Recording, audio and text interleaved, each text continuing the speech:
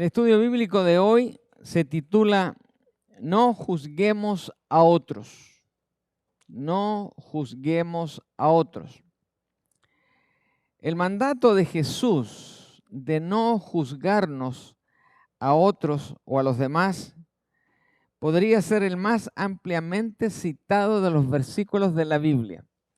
Es el que la mayor cantidad de gente se aprende de memoria, pero no se lo aprende por conveniencia en el conocimiento de la Escritura, sino más bien como un mecanismo de defensa cuando alguien los critica. Entonces uno dice, no me juzgues, hermano. Acuérdate que somos hermanos, si somos hermanos, y si no, pues acuérdate que también el Señor te va a juzgar a ti, y con eso descargo mi culpa. Y aquí está la declaración que hace el Señor. Pero antes de eso, la pregunta más completa podría ser, ¿qué quiere decir la Biblia cuando dice que no juzguemos a otros? Otro detalle que nos pasa mucho a los cristianos. Cuando hoy hemos ido creciendo en nuestra fe y sobre todo en nuestro conocimiento bíblico, en vez de que eso sea una influencia positiva en nosotros, de repente se transforma en vanidad. Y andamos mirando la paja en el ojo ajeno. Y cuando lo encontramos, le decimos, hermano, eso es pecado, no lo hagas más. Y hay que tener mucho cuidado con eso, porque si el otro nos dice, ¿no te has mirado tú la tronco de pino que tienes ahí en el tuyo? Entonces se presta para como un boomerang. ¿Conocen el boomerang? Uno lo tira con fuerza, el aparato vuela alrededor y si me descuido, ¡paf!, en la propia boca me da. Entonces, este es un versículo que puede tener todas esas aristas, por lo cual tenemos que tener mucho cuidado. ¿Y qué dice la Biblia? No juzguéis para que no seáis juzgados. Mateo 7:1. Entonces, dije, muchas personas usan este versículo en un intento por silenciar a sus críticos, ¿verdad? A sus críticos, interpretando que Jesús quería decir, usted no tiene derecho de decirme que estoy equivocado. Don Felipe, usted no tiene derecho a decirme que yo estoy equivocado. Pero pastor, si está equivocado. Bueno, tienes razón, pero no lo digas. ¿Verdad? Entonces, ese es el peligro en este punto. Así que tomando en forma aislada el mandato de no juzgar, para que no seáis juzgados, parece en efecto incluir toda una evaluación negativa, no positiva.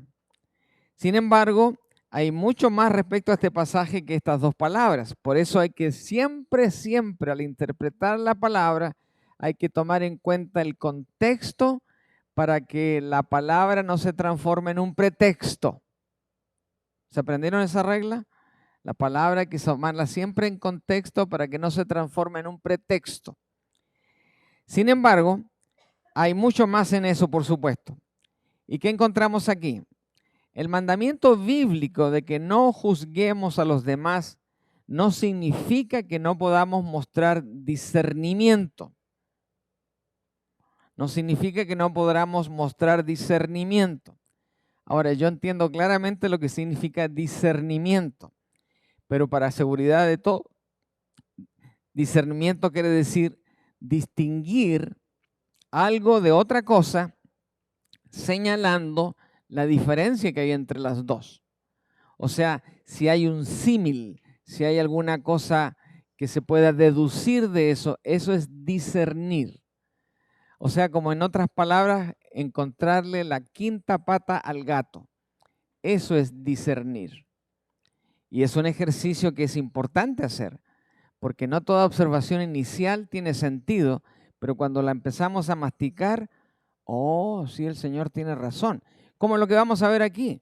Pareciera que no debemos nunca juzgar. El Señor Jesús lo dijo eso. No fue Mateo. Lo dijo el Señor Jesús. No juzguéis para que no seáis juzgados. En otras palabras, si yo estoy discerniendo bien, quiere decir, no te metas debajo de las patas de los caballos si no sabes cómo salir. Esa es la precaución que está diciendo el Señor Jesús.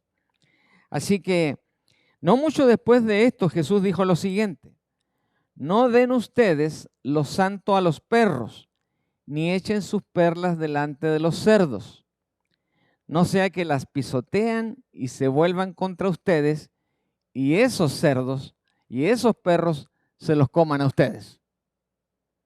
Qué versículo este, qué bárbaro, ¿verdad? Qué tremendo este versículo. Poco después, el mismo sermón dice lo siguiente: guardaos de los falsos profetas, porque por sus frutos los conoceréis. Es decir, algunos que andan de bocones y de interpretadores fáciles, de repente se van a encontrar con la soga al cuello porque se van a amarrar en su propio diálogo, en su propia interpretación de los hechos.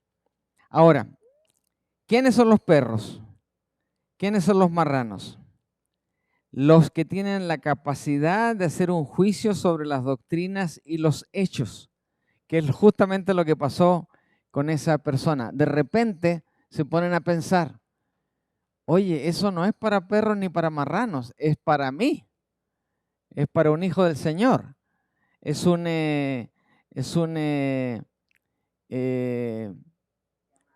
exacto, para que yo me fije en algo.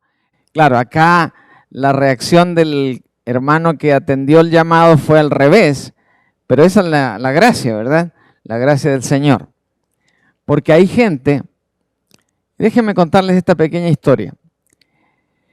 Un tiempo en nuestra iglesia, la primera iglesia bautista de Santiago, llegaba un hombre a eso de las 6 de la tarde y esperaba a los de la unión de jóvenes salieran a esa hora. Muchos iban a la unión de jóvenes, se quedaban en la unión de jóvenes, pero por asuntos de distancia, Santiago es una capital muy grande, no se quedaban al culto, sino que se iban a casa para más o menos coger la locomoción apropiada. Pero este hombre literalmente se sabía la Biblia de memoria. Así que usted el versículo que dijera, él lo contradecía con 3 o 4 más. Entonces empezó a provocar serios problemas de fe en muchos. Y algunos ya le tenían miedo porque esperaban a ver si se juntaba con algunos a un lado y salían por el otro lado del templo. Y así, hasta que el asunto llegó a oídos del pastor. Entonces él interpretó que todo lo que los muchachos hacíamos era tratar de convencer a este cerdo, a este perro, porque era agresivo, era un hombre agresivo y tenía mucho conocimiento. Entonces, él no fue de cristianito santo, sino que le dijo, ya me informaron aquí los jóvenes lo que estás haciendo. El próximo domingo espero no verte aquí, porque voy a llamar a la policía y te voy a demandar por hacer calumnias a nuestra gente aquí. Y el tipo se quedó congelado. Nunca más lo vimos. Nuestro pastor, la hermana Gladys y la hermana Helen recordarán, era un hombre alto de casi 1,80 m, o sea, unos 6 pies, casi 7, de unas 300 libras de fe. Entonces se le podía echar a uno cualquiera y sin tocarlo simplemente lo aplastaba ahí como una estampilla. Bueno, pero ese es el significado de eso. Ahora, Jesús, con esta manera de decir, no le den a ustedes los santos a los perros, ni echen las perlas delante de los cerdos, no sea que la pisotean y se vuelvan contra ustedes mismos y a ustedes los despedacen, que es lo que estaba haciendo este muchacho ahí en esa ocasión. Y después viene otra advertencia, dice, guardado de los profetas. Este versículo son 2 versículos 15 y 16, pero yo resumí ahí lo más importante. Por sus frutos los conoceréis. Este profeta que llegaba, por los frutos lo conocimos, porque él lo único que estaba tratando de hacer era que la gente dudara del mensaje salvador de Jesús. Entonces estaba... Ahora, ¿qué nos autoriza este pasaje, estos dos pasajes? Nos autoriza a nosotros discernir primero el bien y el mal. Si decidimos el bien y lo hacemos, estamos bien. Si vemos el mal, lo discernimos y no lo hacemos, también estamos bien. Entonces, esa es la lección para nosotros. Así que la Biblia claramente enseña que la verdad siempre es objetiva. O sea, por el lado que uno la mire, va a seguir siendo verdad. Es eterna y la verdad de la Biblia siempre es inseparable de la verdad de Dios. Porque Dios es verdad. No solamente amor, es verdad. Yo soy el camino, yo soy la verdad. No olviden eso, yo soy la vida. Ahí están estas 3 manifestaciones de Dios. Entonces, cuando Jesús habló de no juzgar a los demás, no quería decir que no podamos identificar el pecado de otra persona como algo negativo a su vida. No nos está diciendo eso. Más bien nos da un mecanismo para lidiar con el pecado de esa persona y con la sabiduría que Él puede darnos si la pedimos, a abarcar o atacar la necesidad del hermano de una manera gentil, amorosa y muy humilde. Porque seguramente si yo lo critico porque está mintiendo o porque dice mentiras, en alguna época de mi vida yo era un mentiroso y creo que todos ustedes también. Y si me dicen que no, son unos mentirosos también. Porque son etapas que uno pasa en la vida hasta que de repente uno dice, pero qué brutalidad estoy haciendo. Entonces uno cambia su vida, cambia su criterio y actúa de manera correcta. Entonces esa es la gracia. Ahora, el mandamiento bíblico de que no juzguemos a los demás no significa que no deba haber ningún mecanismo para lidiar con el pecado. ¿Y por qué decimos eso? Bueno, porque hay un libro completo que se llama Jueces. Y si lo han leído, es un montón de leyes y de jueces que aplicaron esas leyes por orden de Dios. O sea, a Dios no le gusta que el pecado pase sin castigo.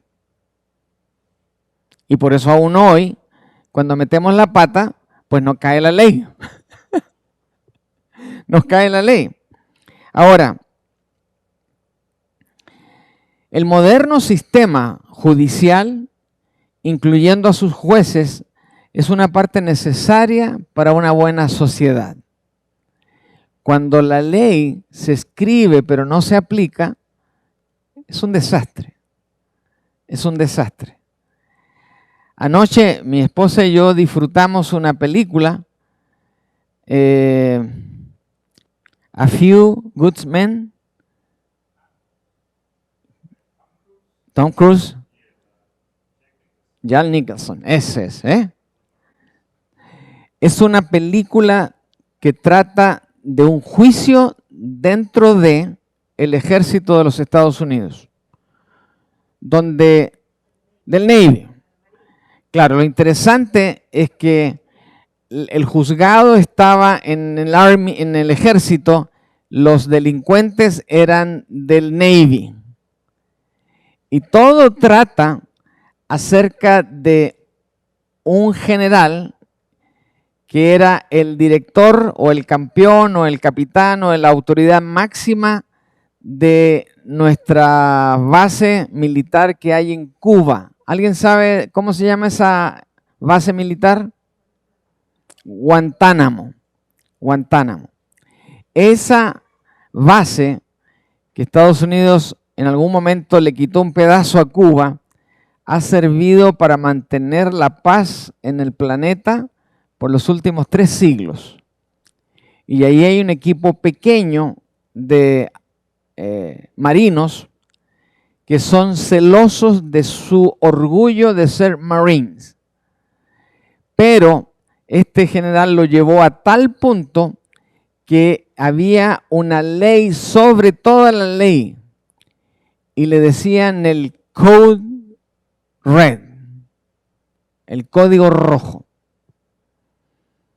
El asunto es que se comete un crimen bajo esa ley y uno de los que cometió el crimen, él no lo sentía como un delito, para nada. Él había cumplido a cabalidad el sistema judicial que le enseñaron. Lo único malo es que cuando el juez, el abogado fiscal, le dijo, ¿y en qué libro está ese Code Red? El hombre se queda dudoso ahí y dice, yo nunca lo vi escrito. Ahí está el problema, le dijo. Porque si no está escrito porque alguien te lo dijo, pero para que no hubiera evidencia de que se conocía eso, no está escrito. Por eso nuestra Constitución está escrita. Por eso las leyes federales están escritas. Por eso la ley de inmigración está escrita. Entonces nadie puede hacer nada si no está escrito allí. La Biblia está escrita. Entonces eso es necesario como parte de nuestra sociedad. Por supuesto que sí. Al decir entonces no juzguemos, Jesús no está diciendo todo se vale. No, no está diciendo todo se vale. Lo que Él está diciendo es no juzguéis según las apariencias, sino juzgad con juicio justo. Y aquí está la frase clave que yo debí haber puesto con letras de color.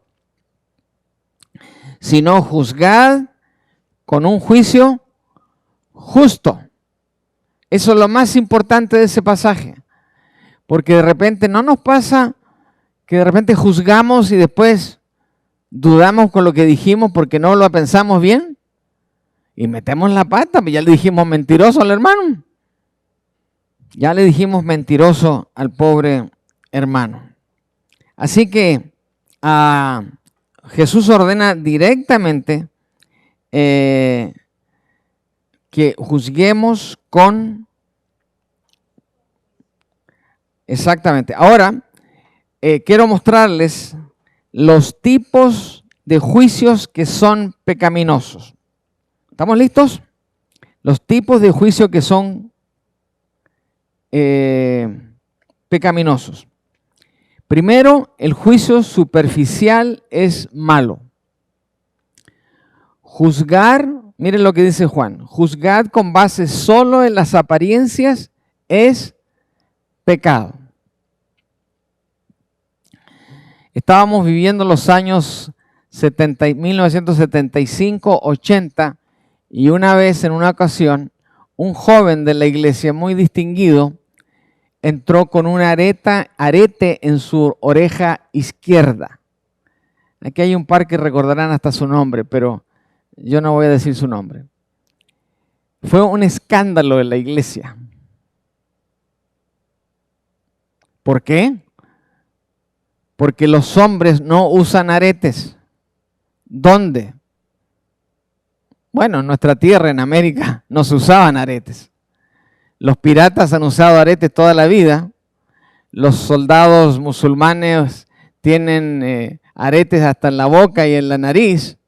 O sea que los africanos se ponen aretes hasta en las cejas. Entonces, ¿de dónde sacamos los chilenos en ese tiempo que los aretes eran solo de mujeres? Por supuesto, a todo el mundo nos faltaba cultura.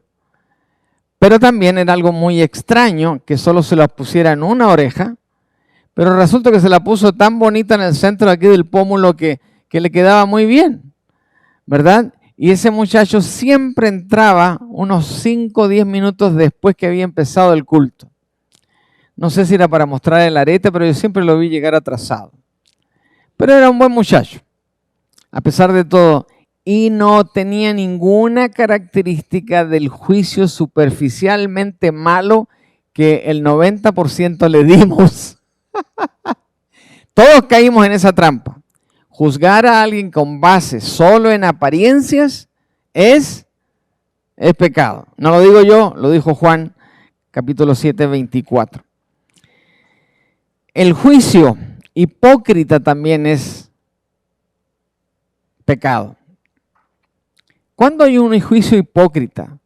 Cuando ni siquiera vemos un delito en la persona, nosotros le inventamos el delito. Me pareció que lo vi robando ese dinero de la fuente de la bandeja de las ofrendas. ¿Y cuándo lo viste? No me acuerdo, pero yo lo vi.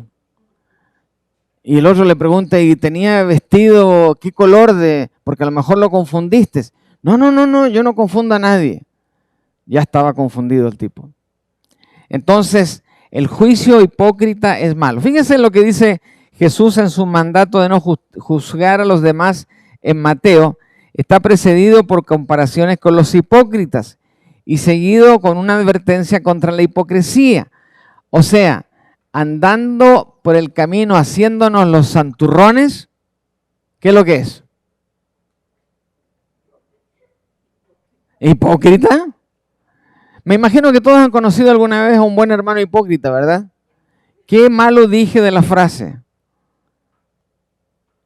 Dije un buen hermano hipócrita. ¿Era bueno?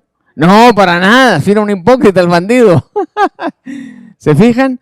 Entonces, no hagamos juicios que contengan este elemento. La hipocresía es falsedad, es decir, algo que no dijo la persona o no hizo la persona o no fue la persona. Otro más, el juicio severo e implacable es malo. O sea, aunque lo vimos, hizo lo que dijo que iba a hacer y lo hizo, pero ese delito no es causa de muerte ni de fusilamiento, no tengo yo por qué llevarlo al fusilamiento. ¿Y por qué la severidad de nuestro juicio es implacable y malo? El juicio severo implacablemente es malo, porque yo podría haber dicho, yo ya sabía la historia de ese hombre. Dice, caballero, capaz que se salve el condenado en vez de que se vaya al infierno de una vez. ¿Podría haber hecho yo eso o no? Claro, en mi brutalidad de análisis podría haberlo hecho. Y después darme cuenta que la familia no aceptó que fuera el culto fúnebre aquí en el templo, sino que fue en el Sagrado Corazón de Jesús ahí de la montaña. Pero todo lo que dijo ese cura, pobrecito, tampoco tenía sentido, así que yo sabía que ese señor ya estaba donde estaba por la misericordia del Señor. Debemos mostrar mansedumbre para con todos los hombres. Amén. El juicio severo e implacable, como dijimos, es malo. Pero también es malo el juicio santurrón, donde le achacamos puras bondades a las personas y resulta que son más malas que el natre, decimos en Chile.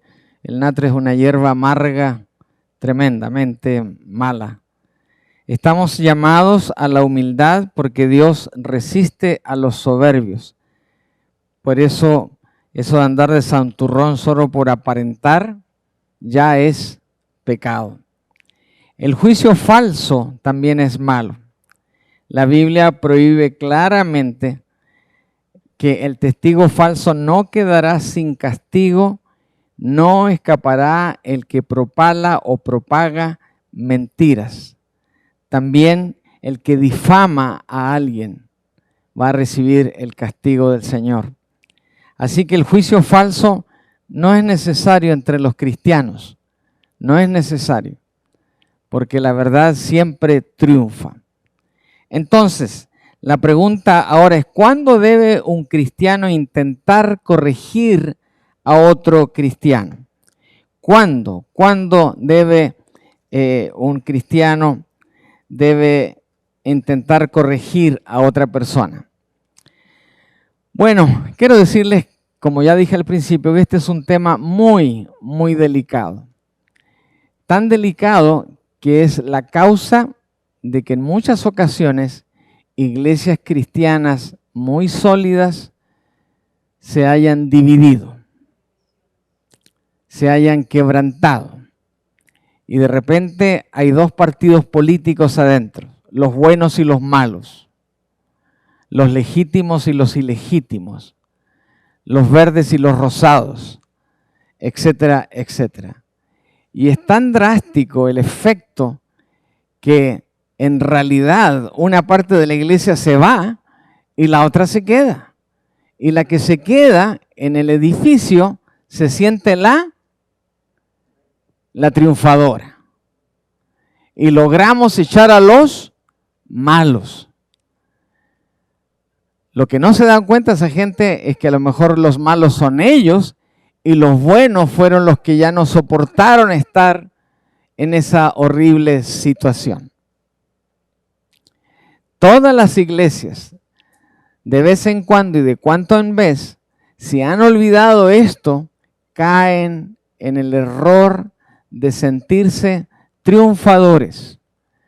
Cuando el Evangelio no nos habla de triunfadores, nos habla de sumisos a la palabra, nos habla de humillarnos delante del Señor, no de levantar pecho ni de creernos, aquí están los santitos buenos de la iglesia y allá están los pecadores, ¿verdad?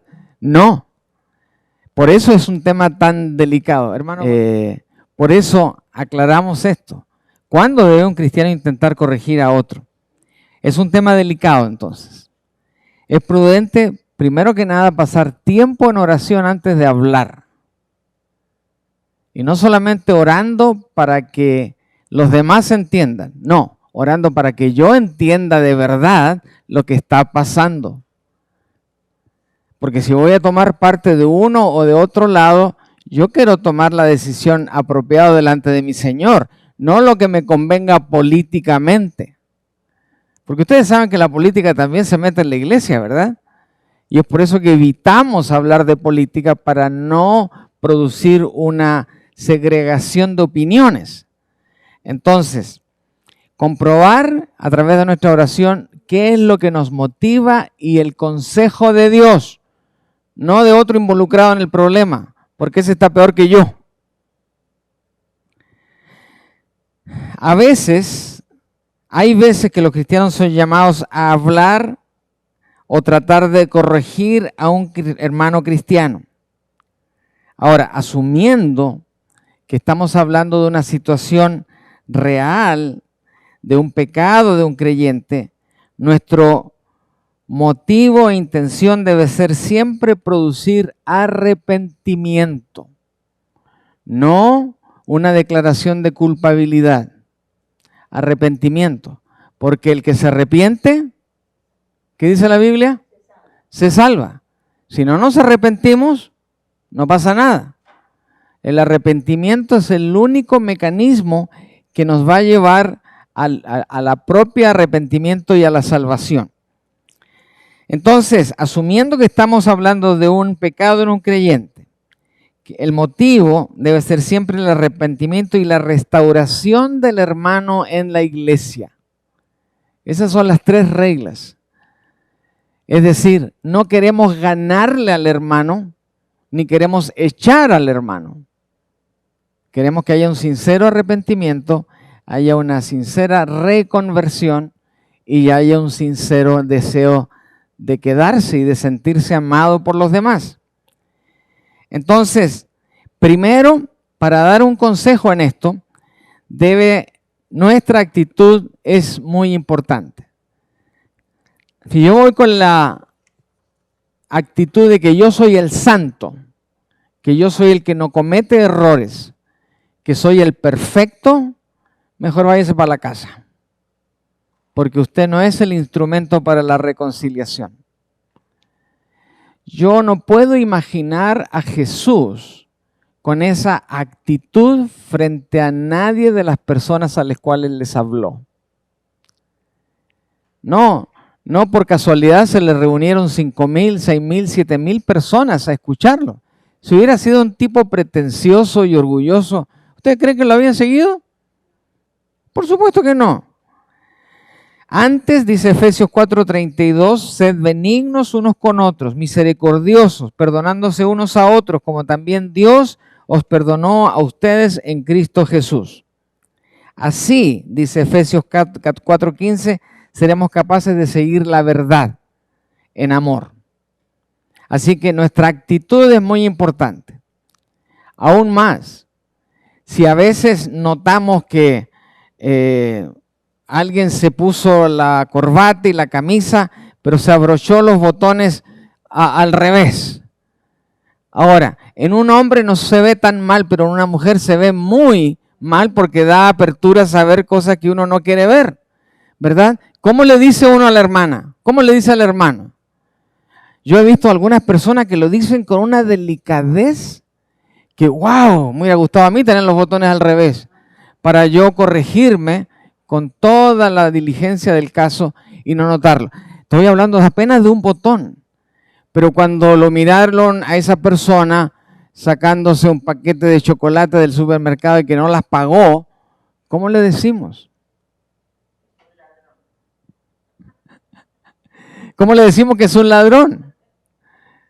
Entonces, fijan lo delicado que es el asunto. A veces es mejor callar, dejar pasar un tiempo, reflexionar y que el Señor me dé un plan de acción. Porque si yo digo algo, capaz que arruino la relación, una vida y capaz que el hermano o la hermana nunca más vuelva al culto. Segundo, no olvidemos nunca que nuestra intención, nuestra prioridad es restaurar a la persona. O sea, que no se abroche mal de nuevo ni que ande robando chocolates. Esa es nuestra intención. Es restaurar a la persona. Dice Pablo a los Gálatas lo siguiente sobre nuestra actitud. Hermanos, si alguno fuera sorprendido en alguna falta, vosotros que sois espirituales, restauradle con espíritu de mansedumbre, considerándote a ti mismo, no sea que tú también seas tentado. O sea, tengo que ponerme bien los zapatos en los pies del otro, para que yo no aparezca como el sabiondo, el perfecto, el que nunca comete errores, el hermanito intachable. ¿De esos cuántos hay en las iglesias? Ni uno. No vemos ni uno. Tercero, no olvidemos que todos podemos ser tentados por Satanás. ¿Cuándo? Today. ¿O no? Todos podemos ser tentados, y me incluyo porque las tentaciones están por doquier.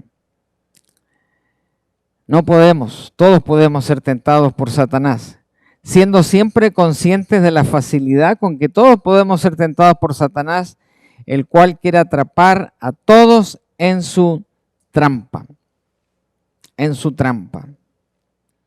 No olvidemos que todos podemos ser tentados por Satanás. Y la decisión de hacer lo correcto siempre está en uno. Hay que parar a Satanás y hacer prevalecer los principios de la palabra. Cuarto, el procedimiento está en la Biblia.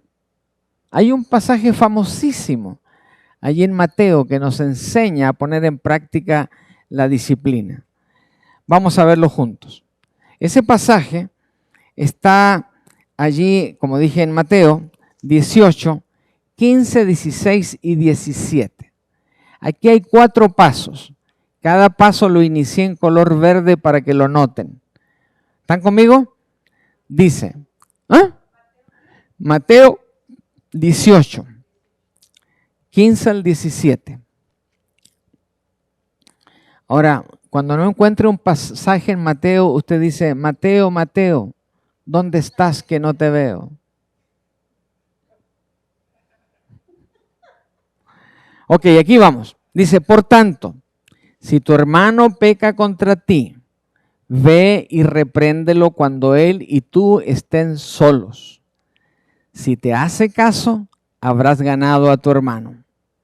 Se acabó el primer paso. Segundo paso. Pero si no te hace caso, haz que te acompañen uno o dos más para que todo lo que se diga conste en labios de 2 o 3 testigos. Tercer paso. Si tampoco a ellos les hace caso, hazlo saber a la iglesia. Cuarto, y si tampoco a la iglesia le hace caso, ténganlo entonces por gentil y cobrador de impuestos. Hermanos, en el tiempo de Jesús, este era el más grande insulto que se le podía dar a un judío. Decirle que era un gentil, o sea que no era judío, y más encima que era un cobrador de impuestos. ¿Por qué? Porque muchos judíos habían hecho de la profesión de ser contador para ser cobrador de los impuestos a los judíos de parte de los romanos. Entonces, ¿a quién estaban sirviendo estas personas? A los romanos. Así que decirle a un judío cobrador de impuestos era como, no sé, una grosería de hoy así fuerte en inglés o en español. ¿Ven los 4 pasos? Si alguien nos hace algo, yo debo ir a esa persona con todo cariño, con todo respeto, con todas las indicaciones que se nos han dado y decirle lo que está pasando. Si la persona muestra arrepentimiento, fantástico, se arregló el problema. Pero si no hace caso, volver al ataque con otro testigo. Alguien que simplemente escuche y verifique que lo que yo estoy diciendo, lo estoy diciendo de manera apropiada y que la persona tuvo la oportunidad de responder de manera adecuada. Si tampoco a ellos les hace caso, entonces lleva el asunto a la iglesia. Y si tampoco a la iglesia le hace caso, entonces ya ténganlo como gentil y publicano y cobran. Ya se acabó la confidencialidad. El primer paso es confidencial. Segundo paso es confidencial con testigos. El tercer paso ya es en público. Y el cuarto paso también es en público. Porque la persona cuando recibe el cuarto paso y se le dice entonces eres un gentil y cobrador de impuestos, esa persona usualmente se va. Uno no lo echa. Se va solito porque se da cuenta que palabra del Señor. Entonces, este procedimiento para confrontar a un hermano que está pecando, no a alguien cuyo comportamiento crees que debe ser modificado de alguna manera o a alguien que simplemente te irrita o te molesta. No, eso no es para andar juzgando a alguien que me cae mal porque usa el bigote muy largo. No, es para ver una falla real de comportamiento. Desde otro punto de vista, una de las escrituras más citadas es: no juzguéis para que no seáis juzgados, ¿verdad? Eso lo dijimos al principio. Sacado de contexto, el versículo se ha utilizado para justificar incorrectamente que no se tome nunca una posición sobre algo que requiera un juicio. Más bien el versículo se refiere a los juicios hipócritas, arrogantes e injustos, especialmente cuando el que confronta es culpable del mismo pecado que la persona que está siendo confrontada. Eso de no juzguéis para que no seáis juzgados es taparse las espaldas antes del tiempo. Es el que no tiene ninguna culpa, pues que tire la primera piedra. Entonces, esa es la razón de cómo debemos comportarnos en el juicio a los demás.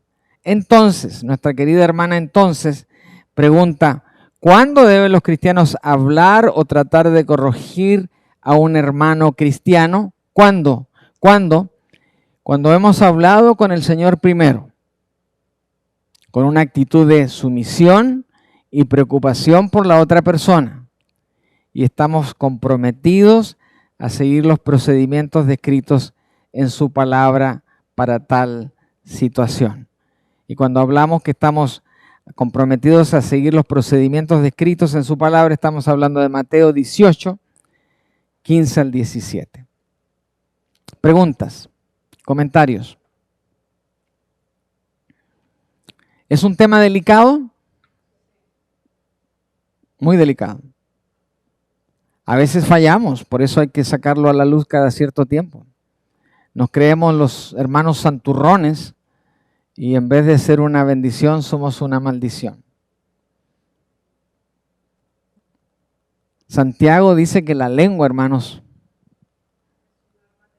es un arma de doble filo. Tenemos que domarla antes que ella nos domine. Muy bien, me emocionan tantas preguntas y comentarios. Bueno, gracias hermana, eso me sonó a piropo. Muy bonito. Muy bien hermanos, vamos a orar para terminar y le voy a pedir a mi hermano Palomino que nos despide con una palabra de oración y nos vemos el domingo que viene, ¿verdad?